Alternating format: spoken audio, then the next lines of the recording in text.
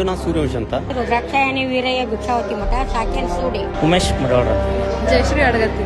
Sir, ಇವಾಗ ಏನು ಸುಡಿ ಗ್ರಾಮದಲ್ಲಿ ನಮ್ಮ ಮಠದ ಗುರುಗಳಾಗಿರ್ತಕ್ಕಂಥ ಶ್ರೀ ಕೊಟ್ಟೂರು ಬಸವೇಶ್ವರ ಶಿವಾಚಾರ್ಯರೇನಿದ್ದಾರೆ ಅವರು ಆರೋಗ್ಯದ ಬಗ್ಗೆ ವಿಶೇಷ ಕಾಳಜಿಯನ್ನು ವಹಿಸಿದ್ದಾರೆ.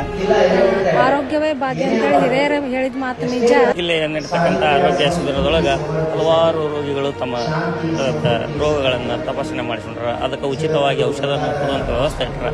ಯಾರಿಗಾದ್ರೂ ಕೀಲಿ ನೋವು ಮಣ್ಕೈ ನೋವು ಏನಿದ್ರು ಕೂಡ ಬಂದ್ ಚೆಕ್ ಮಾಡಿಸ್ರಿ ಅಂದ್ರು. ನಮ್ಮ ಗುರುಗಳು ಎಂತ ವ್ಯವಸ್ಥೆ ಮಾಡಿದ್ದಾರೆ ಅಂದ್ರೆ ಉನ್ನತ ಮಟ್ಟವಾಗಿರ್ತಕ್ಕಂಥ ECG, ಹೃದಯ ಸಂಬಂಧಿ ಕಾಯಿಲೆಗಳಾಗಿರ್ಬೋದು, ಗಂಟಲು, ಇನ್ನಿತರೆ ಕಾರ್ಯಕ್ರಮಗಳನ್ನು ಕೂಡ ಹಮ್ಮಿಕೊಂಡಿದ್ದಾರೆ.